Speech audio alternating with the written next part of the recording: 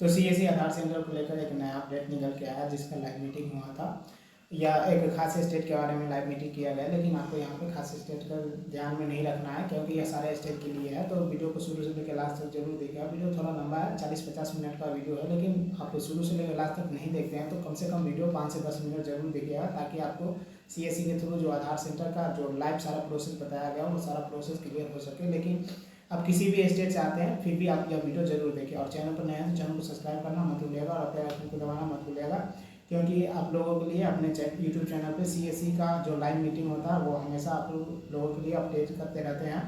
और जो हमारा सीएससी का न्यू अपडेट होता है वो न्यू अपडेट आप लोगों को हमेशा देते रहते हैं। तो चैनल से जुड़ना मत भूलिएगा और बेल आइकन को दबाना मत भूलिएगा, क्योंकि जब भी हम आपको वीडियो देंगे सारा प्रोसेस आपको सबसे पहले मिल जाएगा और सीएससी से एक बेहतर अर्निंग कर सकते हैं। चलिए डायरेक्ट लाइव देखते हैं जो हमारा हुआ था और जानते हैं इसके बारे में, आधार सेंटर के बारे में। सभी बीएलई भाइयों को मेरा नमस्कार। मैं Naval Sharma, CSC Uttar Pradesh team, UID team से यहाँ पे मैं सीएससी उत्तर प्रदेश में आधार वर्टिकल रिप्रेजेंट करता हूँ। आज की मुलाकात कार्यक्रम में सभी बीएलई भाइयों का स्वागत है। आज की मुलाकात कार्यक्रम में आधार से संबंधित जानकारी साझा करेंगे। मेरे साथ हैं मेरे साथी सहयोगी नीरज आनंद भी जुड़े हुए हैं, जो कि आपको पीपीटी के माध्यम से हमारे आधार यूसीएल जो बीएलईज हैं जो अभी तक केवल डेमोग्राफिक अपडेट का काम करते हैं, यूसीएल में एक नई सर्विस ऐड ऑन हुई है, ऑनलाइन डॉक्यूमेंट अपडेट।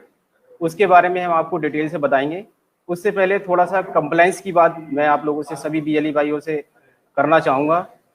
जैसे कि आप लोग आधार में काम कर रहे हो और आधार एक ऐसी सर्विस है जो कि अगर बात करें लीगल पॉइंट ऑफ व्यू से, उसमें एक लीगल एसेट बहुत जुड़ा हुआ है। आधार आज की डेट में जिस तरह से एक नीड बन गया है हर किसी की लाइफ का, किसी भी डिपार्टमेंट में किसी भी सर्विस को आप जब लेने जाएंगे या किसी भी सुविधा का कोई लाभ उठाने जाएंगे, यहाँ तक कि बैंक अकाउंट्स हो गए, आप आरटीआर फाइल करेंगे या कुछ भी करेंगे, तो आधार कार्ड आज की डेट में एक नेसेसरी डॉक्यूमेंट हो गया है। ठीक है, तो जितना इम्पोर्टेंस आधार कार्ड की हो गई है, तो उस आधार कार्ड को बनाने के लिए जो भी सपोर्टिंग डॉक्यूमेंट्स हैं, तो उन डॉक्यूमेंट्स को भी उतना ही हम लोग इम्पोर्टेंस यूआईडी की तरफ से जो गाइडलाइंस हैं उसके अनुसार हमें उन डॉक्यूमेंट्स को बड़े ही ध्यानपूर्वक देख के तब लेना है, क्योंकि उन डॉक्यूमेंट्स के बिहाफ पे उसका आधार कार्ड बनने जा रहा है या आधार कार्ड संशोधन होने जा रहा है। और एक बार अगर किसी का आधार कार्ड संशोधन हो गया या आधार कार्ड बन गया, तो उसके बिहाफ पे उसे इन फ्यूचर जितनी भी सर्विसेज, चाहे वो गवर्नमेंट की सर्विसेज हो या फिर और भी जहाँ पे भी उसको नेसेसरी जरूरत पड़ती है आधार कार्ड की, तो उन सर्विसेज, उन सुविधाओं का वो लाभ ले पाता है। ठीक है, आज की डेट में गवर्नमेंट जितनी भी सुविधाएं हैं सिटीजन्स को, नागरिकों को, वो डीबीटी के माध्यम से आधार से लिंक जो बैंक अकाउंट्स हैं उनको उसके माध्यम से वो दे रही है। तो ये बहुत जरूरी बन जाता है कि लोगों के पास में आधार कार्ड हो और साथ में जो आधार कार्ड है वो ऑथेंटिक हो। ठीक है, फेक आधार कार्ड ना हो। तो जो आधार कार्ड से जुड़े हुए जो चैनल्स हैं, जैसे कि हम लोग हैं, आप हैं जो कि एनरोलमेंट का काम करते हैं फील्ड पे, तो हम लोगों को जानकारी बहुत जरूरी है कि कौन कौन से डॉक्यूमेंट्स जो है हम लोगों को लेने हैं और कौन से डॉक्यूमेंट्स नहीं लेने हैं। काम करने के दौरान आपके सेंटर्स पे क्या क्या कंप्लायंसेस हैं जो फॉलो होनी चाहिए, क्योंकि सर्विस का पार्ट है तो सिटीजन्स की सुविधा का भी ध्यान हम लोगों को रखना है। हमारे सेंटर्स इस तरह से बने हुए हों जिसपे कि कम से कम 4 से 5 लोगों के बैठने की सुविधा स्पेस हो हमारे सेंटर्स पे। हमारे सेंटर्स पे अगर कोई दिव्यांगजन आते हैं जो कि फिजिकली डिसेबल्ड हैं, जिनको कि चलने फिरने में, बैठने में कुछ समस्या है, तो उन लोगों के लिए व्हील चेयर की व्यवस्था आपके सेंटर पे होनी चाहिए। लोगों की भीड़ इकट्ठी हो जाने पर उनकी मैनेजमेंट के पर्पज से आपके सेंटर्स पे टोकन मशीन लगी होनी चाहिए। किसी भी तरह की कोई भी अनाधिकृत अगर कोई भी एक्टिविटी आपके सेंटर पे होती है तो उसको ट्रेस करने के लिए आपके सेंटर्स पे सीसीटीवी कैमरे लगे होने चाहिए।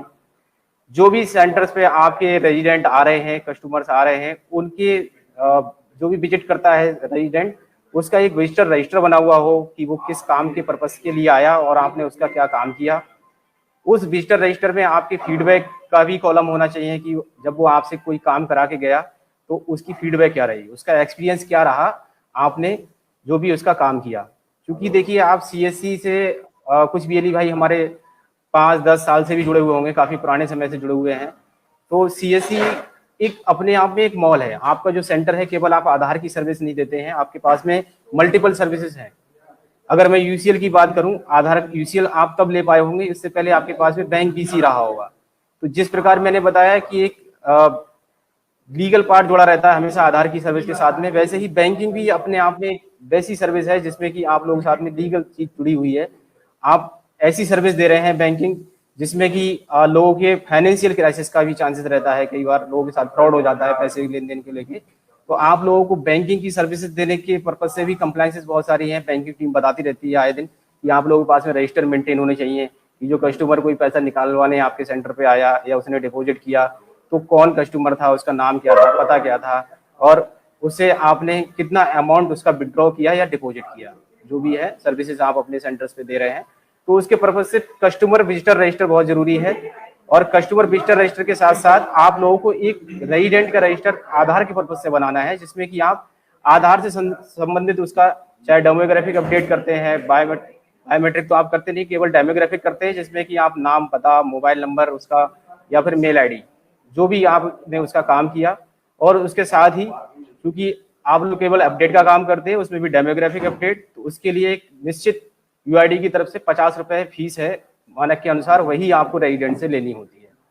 तो रजिस्टर का जो फॉर्मेट है आप लोगों को हम लोगों ने शेयर किया हुआ है मेल पे भी, ठीक है। तो मेल के माध्यम से जो रजिस्टर दिए गए हैं, हमने ग्रुप बनाए हुए हैं अपने टेस्टी वाइज, ग्रुप में भी हम लोग जो कंप्लाइंसेस आप लोगों को फॉलो करनी है, आधार का काम करने के दौरान जो चीजें ध्यान रखनी है वो चीज भी हम लोगों को आपको सर्कुलेट करते रहते हैं। डिस्ट्रिक्ट हमारी डिस्ट्रिक्ट टीम है जो कि आप लोगों के सेंटर विजिट करती है, आपको गाइड करने की कोशिश करती है कि क्या कमियां आप लोग अपने सेंटर्स पे कर रहे हैं। तो विजिटर रजिस्टर आप लोग जरूर बनाएं, बहुत बड़ा इंपॉर्टेंस है। कई बार जब सेंटर्स हम लोग विजिट करते हैं तो सबसे जरूरी चीज जो कि जैसे आपने अगर काम स्टार्ट किया है तो सबसे पहले आपने आधार का सुपरवाइजर टेस्ट पास किया, ठीक है, सुपरवाइजर टेस्ट पास किया होगा, बैंक बीसी आपका होना चाहिए। आपने जब आपका क्रेडेंशियल बन गया तो साथ में आपको इंटरनेट, चूंकि हम लोग स्टैटिक आईपी पे काम करते हैं तो स्टैटिक आईपी मैंडेटरी है, इंटरनेट स्टैटिक आईपी वाला चाहिए होता है हम लोगों को। उसके साथ में हार्डवेयर की अगर रिक्वायरमेंट में बात करूं, लैपटॉप आपने परचेज किया होगा, लैपटॉप की कॉन्फ़िगरेशन हम लोगों ने जो बताई हुई उसके कॉन्फ़िगरेशन के अकॉर्डिंग आपने लैपटॉप परचेज किया, स्टैटिक आईपी ली, सिंगल आइरिस सिंगल फिंगरप्रिंट आपने डिवाइसेस परचेज की। तो इतना सब कुछ आपने पूरा हार्डवेयर इंफ्रास्ट्रक्चर अपना बनाया, और उसके बावजूद अगर हम जब सेंटर विजिट करते हैं तो चीजें पता लगती हैं कि सर वो हम रजिस्टर नहीं बना पाए, या रजिस्टर हमारा खो गया, या रजिस्टर जो है हमारा बच्चों ने फाड़ दिया। इस तरह की चीजें मिलती हैं सुनने के लिए, ये सर एक मौका दे दीजिए, हम रजिस्टर आगे से बना लेंगे। तो प्लीज कृपया करके, क्योंकि आधार अपडेट का काम केवल हम लोग ही करते हैं, सीएससी ही करती है, तो बहुत सारी चीजें हैं, हम लोगों पे बहुत निगाहें हैं कि हम लोग अपना जो काम है, एक तो लोगों की सुविधाजनक तरीके से उनको सर्विस दें उनके, और दूसरा किसी से ओवर चार्ज ना करें, व्यवहार अच्छा रखें कस्टमर के साथ में, ओवर चार्ज बिल्कुल नहीं करना है। आने वाले समय में हम जो अभी आपको आज लाइव सेशन रखा है उसमें ऑनलाइन डॉक्यूमेंट अपडेट की जो सर्विस बताने जा रहे हैं, उसमें आपको बहुत स्कोप है आने वाले समय में, क्योंकि जिस तरह से यूआईडीआई ने बताया है, जो गाइडलाइन जारी हुई है 2015 से पहले जिनके भी आधार बने हैं, 2015 से पहले जिन लोगों के आधार बने हुए हैं, सभी लोगों को अपनी केवाईसी, अपने पीओआई और पीओए आईडी एड्रेस प्रूफ आप लोगों के सेंटर्स के पास आके और अपडेट कराना है। उसका चार्जेस भी आप लोग जैसे अभी डेमोग्राफी अपडेट के लिए किसी का नाम, पता, जन्म तिथि, मोबाइल नंबर, मेल आईडी कुछ भी सही करते हैं तो 50 रुपए चार्ज करते हैं रेजिडेंट से। सेम वे में यूआईडीआई ने इस काम के लिए भी केवल डॉक्यूमेंट अपडेट करने के लिए 50 रुपए चार्जेस आप लोगों के लिए रखे हैं, या आपको रेजिडेंट से वो लेने हैं। और एक बहुत बड़ा नंबर है जो की अगर बात करूं मैं, यूआईडीआई की तरफ से थोड़ा सा हिंट्स दिए हम लोगों को, नंबर्स बताए गए हैं, तो बहुत बड़ा नंबर है एक, जो कि 2015 से पहले आधार कार्ड बन चुके हैं यूपी में। तो आप लोग अपने सेंटर्स को बनाए रखने के लिए यूआईडीआई की जो गाइडलाइन है उसके अनुरूप काम करिए प्लीज, क्योंकि पिछले कुछ महीनों से बहुत ज्यादा कंप्लेंट्स आ रही हैं, जो जिन लोगों को काम नहीं मिल पा रहा है या फिर जिनके सेंटर्स कई बार बंद हो जाते हैं, तो उनको लगता है कि यार मेरा काम बंद हो गया तो और लोग भी काम कर रहे हैं, उनका काम नहीं, ऐसा नहीं। आप लोगों को आज की डेट में जो भी हमारे सेंटर्स लाइव हैं, जो यूसीएल की सर्विसेज दे रहे हैं, बहुत ज्यादा सावधानी से काम करने की जरूरत है। केवल 50 रुपए रेजिडेंट से चार्ज करिए, चीजों को मैनिपुलेट हमें नहीं करना है। जब चीजें पकड़ में आती हैं, बात करते हैं कि 60 रुपए, 70 रुपए, 80 रुपए, 100 रुपए क्यों चार्ज किया, तो हम लोग ये सफाई देते हैं कि हमने प्रिंट का चार्ज ले लिया उससे। तो प्रिंट का चार्ज हमें एडवांस में नहीं लेना है। आप प्रिंटिंग का काम तो तब करेंगे ना जब आपने किसी का कोई एनरोलमेंट किया कोई अपडेट का काम किया, नाम, मोबाइल नंबर या जन्मतिथि या मोबाइल नंबर कुछ भी अपडेट किया आपने, तो आप गारंटी नहीं ले रहे हैं कि वो सही होके आ जाएगा। इन केस अगर वो रिजेक्ट हो गया उसका एनरोलमेंट, तो फिर हमने प्रिंटिंग चार्जेस उससे एडवांस में कैसे ले लिए? तो हम इस चीज के लिए ऑथराइज नहीं है। हम जिस टाइम पे जो काम कर रहे होते हैं, हमें केवल उतना ही रेजिडेंट से चार्ज करना है, ठीक है। तो प्लीज सभी से मेरा विनम्र निवेदन है कि आप लोग 50 रुपए डेमोग्राफिक अपडेट का है, और आने वाले समय में आप लोगों के लिए जो डॉक्यूमेंट, ऑनलाइन डॉक्यूमेंट अपडेट की सर्विस हम लोग आज बताने जा रहे हैं, उसके लिए भी आप लोगों को रेजिडेंट चार्ज करना है। तो किसी भी तरह की ओवर चार्जिंग में आप लोग इन्वॉल्व ना हो, कंप्लायंसेस पूरी फॉलो करिए। जो भी इंफ्रास्ट्रक्चर, जो चीजें आप लोगों के सेंटर्स पे अवेलेबल होनी चाहिए, वो आपके सेंटर पे होनी चाहिए। रेजिडेंट का रजिस्टर जरूर बना के रखें, और रजिस्टर में एंट्री प्रॉपर हो। कई बार रजिस्टर बने हुए होते हैं, तो रजिस्टर में आप लोग जो नाम है, नाम के साथ में उसका मोबाइल नंबर क्या था, तो मोबाइल नंबर कुछ और ही उसमें आप लोग मेंशन करते हैं, या मोबाइल नंबर्स पे जब हम लोग कॉलिंग करते हैं तो वो नंबर्स मिलते नहीं है। तो प्लीज जिस रेजिडेंट का जिस दिन काम किया, या एंट्री आधी अधूरी मिलती है, या आपने जैसे मान लीजिए फॉर एग्जाम्पल उस दिन 15 अपडेट किए किसी के, तो आपके रजिस्टर में 10 की एंट्री मिलती है। प्लीज ऐसा ना करें, क्योंकि यूआईडीआई के पास सारे रिकॉर्ड्स रहते हैं। सिंक रिपोर्ट से आपका पता लग जाता है कि किस दिन आपने कितनी अपडेट किए और किस रेजिडेंट का अपडेट किया, उसका मोबाइल नंबर क्या था। जब भी कॉलिंग होती है तो हम लोग एलिगेशंस लगाते हैं एक दूसरे पे कि हमारा डिस्ट्रिक्ट में ऐसे कर रहा था, या दूसरा बीएलई ऐसे कर रहा था, या रेजिडेंट ने झूठी शिकायत कर दी। तो झूठी शिकायत नहीं, झूठी शिकायत 1, 2, 3, 4 लोग कर सकते हैं, लेकिन बल्क में लोग झूठी शिकायत नहीं कर सकते। अगर ईर्ष्या बस या द्वेष किसी से है आपका, तो 2, 4, 6 लोगों का होगा। ऐसा नहीं है कि बल्क में 30-40 लोग आपके खिलाफ अंगेंस्ट आ जाएंगे। अगर आपके खिलाफ 30-40 लोग अंगेंस्ट हैं, तो ये भी हमारे लिए एक गलत नेगेटिव पॉइंट है। इसका मतलब हमारा जहाँ पे हम सेंटर चला रहे हैं, वहाँ पे हमारा फीडबैक अच्छा नहीं है, कस्टमर्स के साथ व्यवहार अच्छा नहीं है। तो प्लीज कस्टमर के साथ व्यवहार अच्छा रखिए। यूआईडीआई की जो गाइडलाइंस है उसके अनुसार अपना सेंटर मेंटेन रखिए। आपके सेंटर में ब्रांडिंग होनी चाहिए। हम लोग आधार संशोधन का काम करते हैं, तो आधार संशोधन केंद्र का आपके सेंटर पे जरूर ब्रांडिंग लगी हुई होनी चाहिए। सेंटर के अंदर रेट लिस्ट, सेंटर के बाहर रेट लिस्ट, सेंटर पे आपके यूआईडीआई की हेल्पलाइन, ग्रीवियंस, शिकायत सुझाव के लिए जो नंबर है 1947, यूआईडी आरओ, हमारा आरओ लखनऊ लगता है, तो यूआईडी आरओ से संबंधित मेल आईडीज और उनके नंबर्स होने चाहिए। अगर किसी रेजिडेंट को कोई कंप्लेन या कोई शिकायत है, उसकी सुझाव है, तो वो उसको दे पाए। सीएससी की हेल्पलाइन नंबर्स हम लोगों ने आप लोगों को सर्कुलेट किए हुए हैं ग्रीवियंस का। तो सीएससी हमारा जो हेड ऑफिस है वहाँ का नंबर, हम लोगों के नंबर्स भी आप लोग वहाँ पे डिस्प्ले कर सकते हैं। आप अपने डिस्ट्रिक्ट इंचार्ज के नंबर्स, जो भी रेजिडेंट्स आ रहे हैं, अगर उनको कोई असुविधा हो रही है, सुविधा उनको नहीं मिल पाई आपके यहाँ, आपके काम से सेटिस्फेक्शन नहीं मिल रहा है उनको, तो उसको सुझाव देना चाहें या शिकायत करनी है तो उसको कर पाएं। तो प्लीज इस तरह की कंप्लायंसेस को फॉलो करें आप लोग काम करने के दौरान, ठीक है।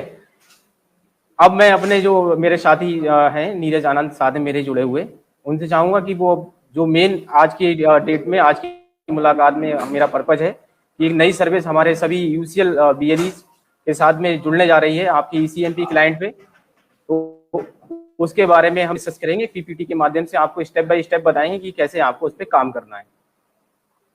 एक क्लैरिटी मैं आप लोगों को देना चाहूँ, ये अभी जो सॉफ्टवेयर है, ये जो सर्विस है, सर्विस तो लाइव कर दी गई है, लेकिन ये सॉफ्टवेयर वर्जन की बात करें तो अभी 166 वर्जन जिन बीएलई भाइयों के अपडेट हो गए हैं, उस पर सक्सेसफुली ये सर्विस अभी लाइव होके और ऑपरेशनल है।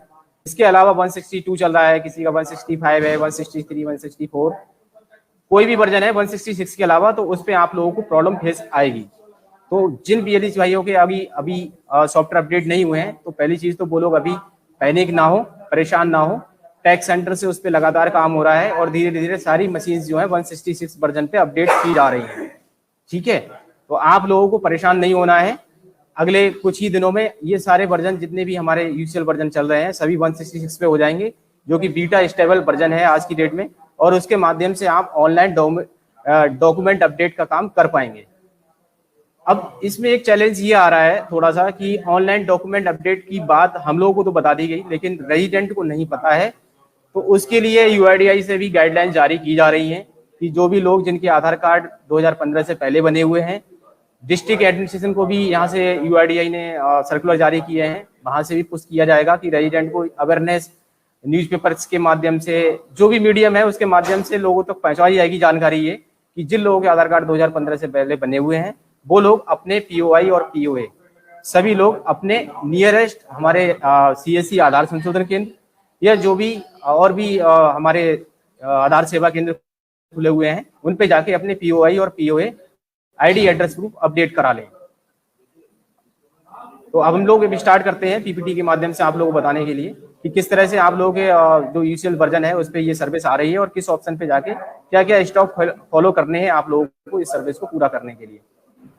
अभी पिछले कुछ समय से जब से वर्जन अपडेट हुआ है 162 से ही कुछ चेंजेस और भी हुए हैं डॉक्यूमेंट्स को लेके। आप लोगों के जो भी सॉफ्टवेयर आप लोग यूज कर रहे हो उसमें आप लोग देख पा रहे होंगे कि 2-3 चीजें हैं।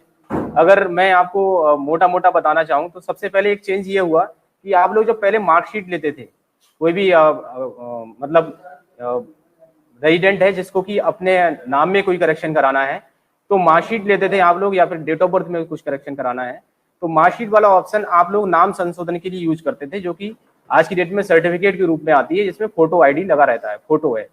तो फोटो के साथ में अगर कोई मार्कशीट या फिर सर्टिफिकेट उसका 10th का रहता था तो उसको आप लोग पीओआई में यूज करते थे।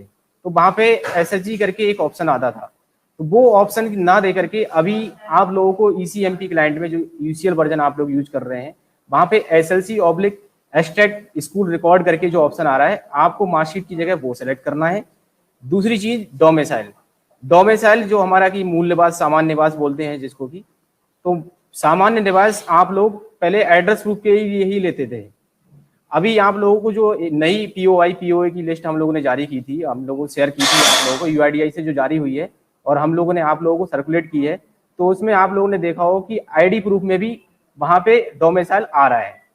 अब आईडी प्रूफ में डोमिसाइल डॉक्यूमेंट्स की लिस्ट में आ रहा है, लेकिन आपको सॉफ्टवेयर में क्या ऑप्शन चूज करना है, तो उसके लिए आप लोगों को एक ऑप्शन आ रहा है, चाहे वो आईडी प्रूफ के लिए आ रहा हो या एड्रेस प्रूफ के लिए, वहां पे स्टेट/सेंट्रल आईडी सर्टिफिकेट करके जो ऑप्शन आ रहा है आपको उसमें वो सिलेक्ट करना है डोमिसाइल वाले केस में। अब तीसरी लास्ट बात मैं आप लोगों को अपडेट देना चाह रहा हूँ, इसमें जो चेंजेस हुए जो कि डॉक्यूमेंट्स को लेके काफी कंफ्यूजन हैं, तो उसमें एक चेंजेस हुआ है डीओबी को लेके। डेट ऑफ बर्थ के लिए जैसे कि यूआईडीआई ने जो स्टैंडर्ड फॉर्मेट आप लोगों को सर्कुलेट हम लोगों को दिया है, तो स्टैंडर्ड फॉर्मेट अगर कोई भी गजेटेड ऑफिसर से करा के लाएगा, सत्यापित करा के लाएगा गजेटेड ऑफिसर से डीओबी वाले केस में, तो डीओबी वाले केस में केवल गजेटेड ऑफिसर का मान्य होगा, उसमें ग्राम प्रधान का हमको नहीं लेना है। और गजेटेड ऑफिसर का जो डीओबी के लिए वो लेके आएगा सत्यापित करा के, तो उसमें आपको ईपीएफओ वाला जो ऑप्शन आ रहा है वो सेलेक्ट करना है उसकी डीओबी चेंज करने के लिए। ठीक है, तो 3 मैंने आप लोगों को थोड़ा सा इसमें ब्रीफ किया, जो भी सॉफ्टवेयर अभी अपडेट हुआ 162 से। तो पिछले कुछ समय से काफी कंफ्यूजन है कि किस पे क्या लगाएं, कौन से ऑप्शन को चूज करें अगर ये डॉक्यूमेंट ले रहे हैं। तो हम लोगों ने मैंने आपको बताया कि हम लोगों को 3 जो चेंजेस हुए हैं मेजर, वो मैंने आपको ब्रीफ कर दिए। आपको डोमिसाइल पीओआई में भी ले सकते हैं, आप किसी का नाम करेक्शन करना है तो आप डोमिसाइल लगा सकते हैं। ठीक है, ऑप्शन हमें सेलेक्ट करना है स्टेट/सेंट्रल आईडी आइडेंटिटी/सर्टिफिकेट वाला जो ऑप्शन आ रहा है। डीओबी अगर किसी को कराना है और स्टैंडर्ड फॉर्मेट यूज कर रहा है तो स्टैंडर्ड फॉर्मेट पहली चीज तो केवल गजेटेड ऑफिसर से करा के लाएगा और ऑप्शन ईपीएफओ वाला सेलेक्ट करेंगे। ठीक है, तो इस तरह से हम लोगों को जो डॉक्यूमेंट्स की अगर कोई भी कंफ्यूजन है, मार्कशीट के लिए मैंने आपको बताया कि मार्कशीट जो भी 10th का सर्टिफिकेट होता था पहले एसएससी करके स्पष्ट लिख के आता था, उसकी जगह पे अब जो हमारा सॉफ्टवेयर है उसमें SLC/एक्सट्रैक्ट स्कूल रिकॉर्ड्स आ रहा है, तो उसको हम सेलेक्ट करेंगे। ठीक है नीरज, अब जो हम लोग बताना चाह रहे हैं पीपीटी के माध्यम से, पीपीटी शेयर कर दो, online document update step by step हमारे बीएलई भाई को बता दो कि कौन। मेरा नाम नीरज कुमार आनंद है, मैं सीएससी यूआईडी टीम यूपी से हूँ और अभी हम लोग एक नए फीचर्स के बारे में देख रहे हैं, ऑनलाइन डॉक्यूमेंट अपडेट, जो हमारे यूसीएल में भी है और एएसके में भी है। तो हम यूसीएल के बारे में भी डिस्कस करेंगे। इसमें ऑनलाइन डॉक्यूमेंट अपडेट आपका लाइफ साइकिल चेंजेस में जाएंगे, वहां पे ऑनलाइन डॉक्यूमेंट अपडेट का ऑप्शन है, उस ऑनलाइन डॉक्यूमेंट अपडेट पे आपको क्लिक करना है। क्लिक करने के बाद ये आपका यहाँ पे आधार नंबर रेजिडेंट का मांगेगा और इसके बाद आधार नंबर डाल के अपना फिंगर और रेजिडेंट का फिंगर दोनों लोग अपना फिंगर लगाएंगे देन उसका डिटेल ओपन होगा। डिटेल ओपन होने के बाद हम उसके रेजिडेंट का इसमें कोई भी पीओआई और पीओए का डॉक्यूमेंट अपलोड कर देंगे। ये प्रोसेस हम लोग क्यों कर रहे हैं, क्योंकि अभी हम लोग का जो आधार कार्ड अभी 2015 से पहले जितने बने हुए हैं, जो डॉक्यूमेंट कुछ लोग अपलोड नहीं कर पाए हैं या किसी वजह से डॉक्यूमेंट उनका नहीं लगा और आधार कार्ड जनरेट हो गया है, उस केसेस में हमको क्या करना है कि हम उनका डॉक्यूमेंट अपलोड करना है, कोई भी पीओआई और पीओए का। ठीक है ना। ये ऑनलाइन डॉक्यूमेंट अपडेट में किसी भी रेजिडेंट का हम लोग कोई भी पीओआई और पीओए का डॉक्यूमेंट अपलोड कर सकते हैं और इसका 50 रुपीज चार्ज कटेगा। नीरा आनंद ने बताया आप लोगों को लाइव स्क्रीन के माध्यम से, उन्होंने डेमो दिखाया सॉफ्टवेयर पे कि किस तरह से हम लोगों को ऑनलाइन डॉक्यूमेंट अपडेट के लिए प्रोसेस फॉलो करना है और कहाँ पे जाके करना है। मैं पीपीटी के माध्यम से पूरा एक एनरोलमेंट आप लोगों को बताना चाहूंगा। पहले ये आप लोगों को ऑनलाइन डॉक्यूमेंट अपडेट पे क्लिक करना है। इस पे क्लिक करने के बाद में सिंपल आप लोगों को जो भी उसके पीओआई या फिर पीओ ये है आईडी एड्रेस प्रूफ, जैसे हम लोग कोई भी नया अपडेट करते हैं, किसी का भी अपडेट करते हैं तो उसका आधार नंबर डालते हैं। आधार नंबर डालने के बाद में डेटा फैच होता है। ठीक है, सेम वे में वही चीज होनी है, केवल जो लास्ट वाला प्रोसेस है जहाँ पे कि हम डेमोग्राफिक अपडेट के लिए उसकी एंट्री, उसका नाम, पता, मोबाइल नंबर, मेल आईडी, कुछ भी करेक्शन जो करना होता है उस एंट्री को हम लोग करेक्शन करते हैं। लेकिन इस वाले पेज पे आकर आपको कोई भी करेक्शन नहीं करना है। अगर इसमें कुछ चेंजेस कराना चाह रहा है, वो कोई भी अपना नाम, मोबाइल नंबर, मेल आईडी कुछ अपडेट कराना चाह रहा है, तो आप लोगों को उसको जो दूसरा हमारा प्रोसेस है जिसमें कि हम डेमोग्राफिक अपडेट के लिए फॉलो करते हैं, ठीक है, तो उस पे करना पड़ेगा। यहाँ पे दो काम एक साथ नहीं हो पाएंगे कि किसी को अपना मोबाइल नंबर भी अपडेट कराना है और वो बोले कि मेरे डॉक्यूमेंट भी अपडेट कर दीजिए। नहीं, अगर केवल डॉक्यूमेंट अपडेट करने की बात है तो आपको डॉक्यूमेंट अपडेट करने हैं। अगर वो बोलता है मुझे मोबाइल नंबर अपडेट कराना है तो पहले हमें रेजिडेंट का डेमोग्राफिक अपडेट करना पड़ेगा। डेमोग्राफिक अपडेट के लिए जो आज तक आप लोग प्रक्रिया, जो प्रोसेस था जिसको फॉलो करते आ रहे थे आप, उसको फॉलो करेंगे आप। ठीक है, तो कंफ्यूजन नहीं रखना है बिल्कुल भी। ये किसी का, हमने जो चीज बताई कि आप 2015 से पहले जो भी आधार बने हैं सभी के आईडी एड्रेस प्रूफ अपडेट होने हैं। तो अब कोई रेजिडेंट चाहे कि मुझे मोबाइल नंबर भी लगवाना है साथ में, जैसे अभी क्या होता है आप लोग डेमोग्राफिक अपडेट करते समय चाहे वो नाम सही कराए, मोबाइल नंबर अपडेट कराए, डीओबी कराए, कोई भी काम कराता है अगर डेमोग्राफिक अपडेट से संबंधित तो सारा आप एक साथ कर देते हो। लेकिन चूंकि ये सर्विस बिल्कुल अलग है, ये आपको जो आपका यूसीएल सॉफ्टवेयर है उस पर लिंक भी अलग तरीके से आ रहा है, एक अलग लिंक दिया गया है, तो आपको जो लिंक सेलेक्ट करेंगे उस लिंक से संबंधित जो सर्विस है वही सर्विस दे पाएंगे। तो सिंपल सी चीज है, ज्यादा कंफ्यूजन में बिल्कुल नहीं रहना है। आप लोगों को जो पीओआई पीओ अपडेट करने की बात कही जा रही है पुराने आधार कार्ड्स पे, तो जिन लोगों के आधार कार्ड 2015 से पहले बने हुए हैं, अगर वो केवल डॉक्यूमेंट अपडेट के पर्पज से आपके पास में आएंगे तो आपको online document update option select करना है, उसका आधार कार्ड नंबर डाल के उसकी रेजिडेंट की डिटेल फैच करनी है जैसे हम लोग करते हैं करेक्शन के टाइम पे। और रेजिडेंट की डिटेल इस तरह से पूरा स्क्रीन पे जब खुल जाएगी तो आप लोगों को इस वाली स्क्रीन को स्किप कर देना है, नेक्स्ट करके नेक्स्ट पेज पे पहुंचना है जहां पे आप लोग कोई भी करेक्शन करते थे तो आईडी एड्रेस प्रूफ उसका सेलेक्ट करके और स्कैन करते थे डॉक्यूमेंट, जो भी रिलेवेंट डॉक्यूमेंट होता था उसका आईडी प्रूफ या फिर एड्रेस प्रूफ वो सेलेक्ट करते थे हम लोग और स्कैन करते थे। तो सेम वे में यहाँ पे भी जो भी वो डॉक्यूमेंट लेके आएगा अपने आइडेंटिटी प्रूफ का या फिर एड्रेस प्रूफ का, हम सेलेक्ट करेंगे और स्कैन करके अपलोड कर देंगे उसका डॉक्यूमेंट। इसके अलावा हमें कोई काम नहीं करना है। ठीक है, जब ये डॉक्यूमेंट अपलोड हो जाएगा इस तरह से वेरीफाई करेगा ऑपरेटर, जैसे हम लोग पहले करते थे। वेरीफाई होने के बाद में जो स्क्रीन आती थी हम कंफर्म करेंगे, कंफर्म होने के बाद में आप कंफर्म कर दोगे। ठीक है, और ईआईडी यहां से जनरेट होगी। जब आप लोग जिस तरह से अभी डेमोग्राफिक अपडेट करते थे तो ईआईडी जनरेट होती थी, एक एनरोलमेंट स्लिप जनरेट होती है, सेम वे में ईआईडी जनरेट होगी। आप उसको जो है अपडेट करोगे और लास्ट में जिस तरह से आप लोग पैक कोड जनरेट करते थे, पैक कोड जनरेट होने के बाद पैक वैलिडेट होता था, सेम प्रोसेस इसमें भी होगा।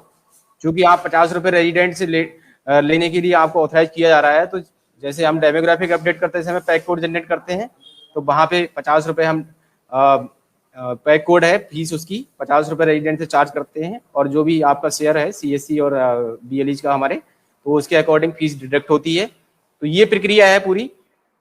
इसमें एक चीज विशेषता ध्यान रखनी है आप लोगों को डॉक्यूमेंट अपडेट करते समय कि जो भी रेजिडेंट अपने आईडी एड्रेस प्रूफ लेके आ रहा है उसको, जो उसका आधार कार्ड बना हुआ है पहले से, उसके पास में जो आधार कार्ड है उस आधार कार्ड में जो एड्रेस है, जो एड्रेस प्रूफ लेके आया होगा उसमें जो एड्रेस मेंशन है, उसकी जो डॉक्यूमेंट जो अपडेट कराने जा रहा है उसमें एड्रेस है बिल्कुल सेम होना चाहिए।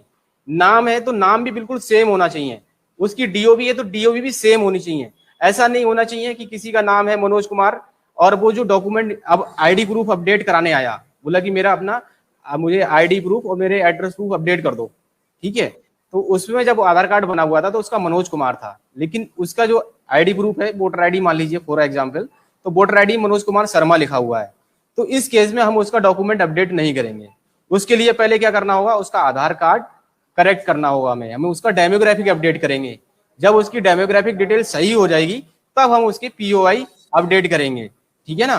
तो जो भी आप लोग डॉक्यूमेंट अपडेट करेंगे ये चीज हम लोग मैच करेंगे बिल्कुल, कि जो डॉक्यूमेंट वो लेके आया है प्रेजेंट में, जो आधार कार्ड उसके पास में है, उसकी वो डेमोग्राफिक डिटेल उसके हाथ में जो डॉक्यूमेंट्स हैं उससे बिल्कुल मैच होनी चाहिए।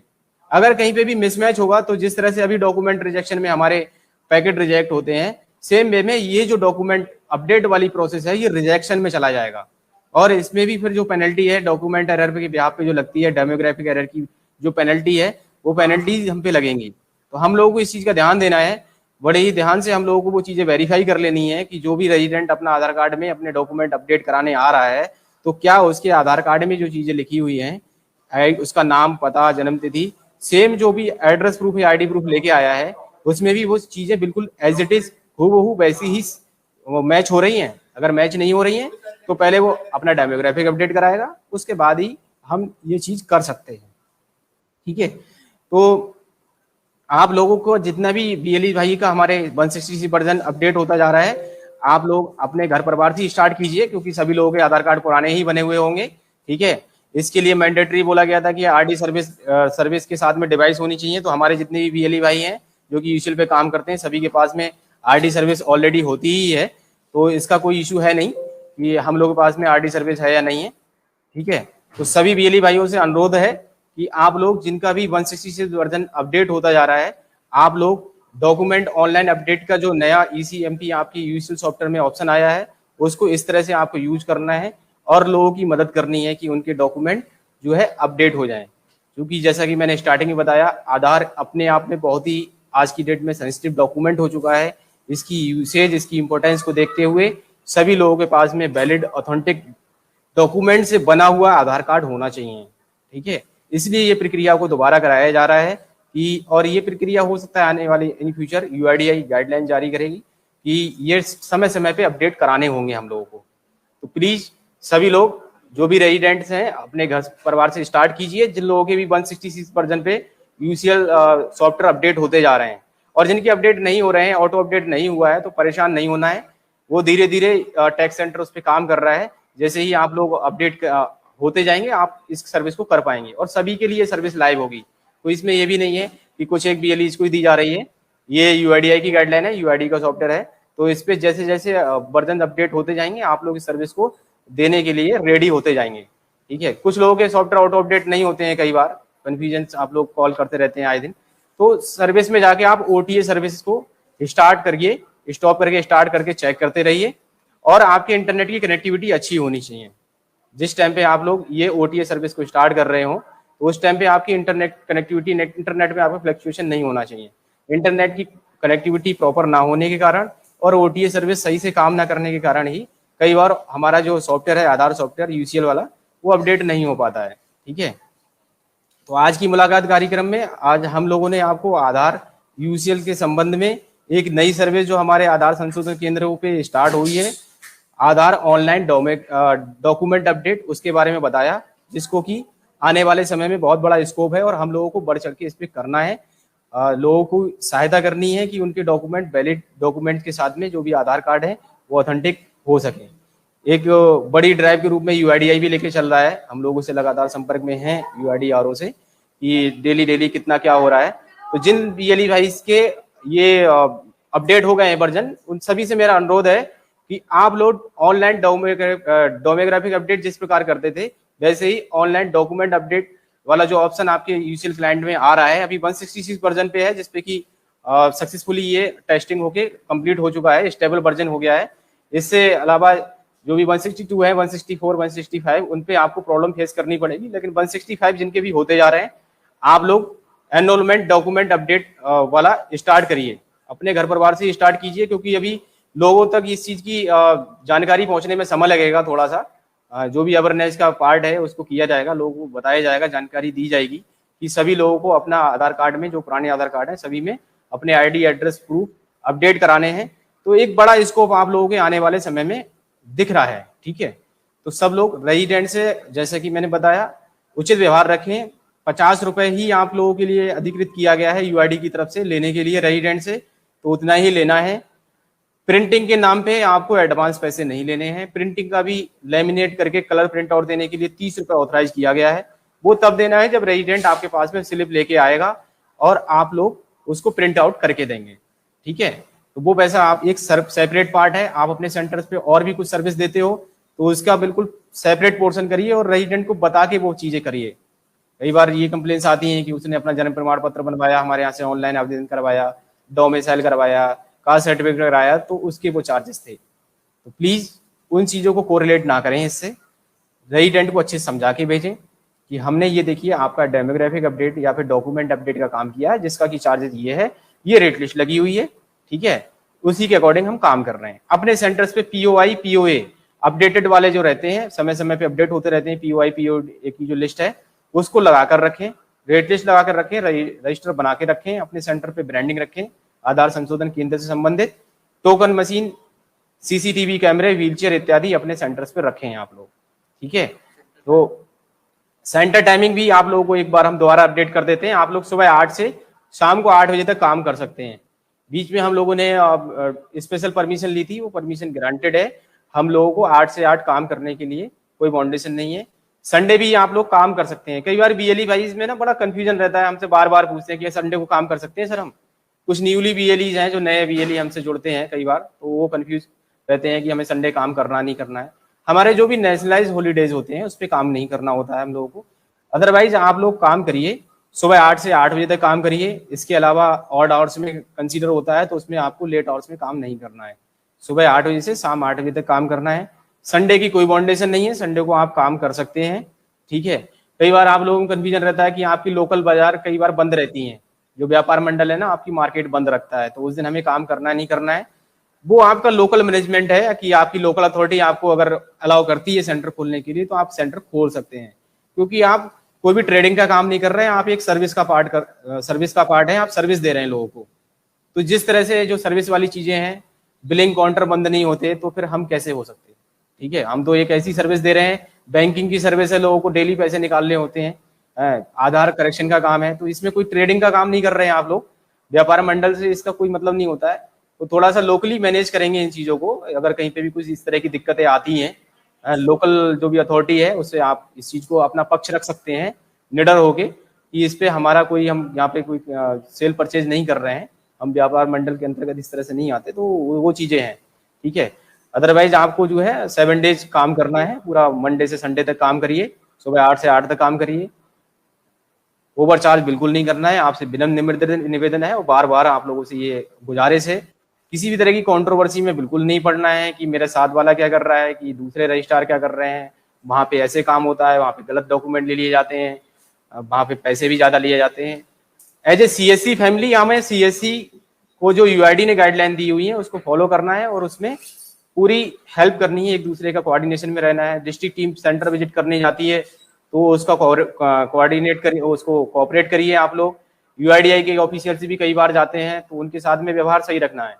अगर आपके साथ में कोई भी दिक्कत है, कोई भी सेंटर पे आपकी चीजें पूरी नहीं है, तो पोलाइटली वे में आप लोग उनसे आग्रह कर सकते हैं, आप निवेदन कर सकते हैं एक मौका देने का। लेकिन कई बार हम लोग देखते हैं कि हम गलती भी कर रहे हैं और उसको स्वीकार ना करके और उसको कटाक्ष कर रहे हैं कि सब लोग ऐसे कर रहे हैं या कुछ चीजें हैं, तो ऐसी कंट्रोवर्सी में बिल्कुल नहीं पड़ना है हम लोगों को, ठीक है। इन्हीं बातों के साथ में हम आज की मुलाकात, ये जो सेशन है इसको कंप्लीट करते हैं। मैं सभी बीएलई भाई जो कि इस लाइव सेशन को देख रहे थे, और चूंकि लाइव सेशन जो रहते हैं फेसबुक लाइव पे, वो बाद में भी आप लोग इसको प्ले कर सकते हैं, तो बड़ी यूजफुल ये सर्विस हम लोगों के साथ में ऐड ऑन हुई है हमारे, अगर वो बिजनेस पॉइंट ऑफ व्यू से देखें उस पर्पज से भी, और सर्विस पॉइंट ऑफ व्यू से भी लोगों की हम बहुत मदद करने जा रहे हैं आने वाले समय में डॉक्यूमेंट अपडेट में। तो प्लीज सभी लोग जो मानक है यूआईडीआई के, यूआईडीआई की गाइडलाइंस है उसके अनुसार काम करेंगे और सीएससी की जितनी भी सर्विसेज हैं सभी पे ईमानदारी से ही काम करना होता है। हम हमेशा से यही चीज बताते हैं। ठीक है, तो सभी बीएलई भाइयों का धन्यवाद जो कि इस लाइव सेशन को देख रहे थे और सबका दिन शुभ हो। धन्यवाद।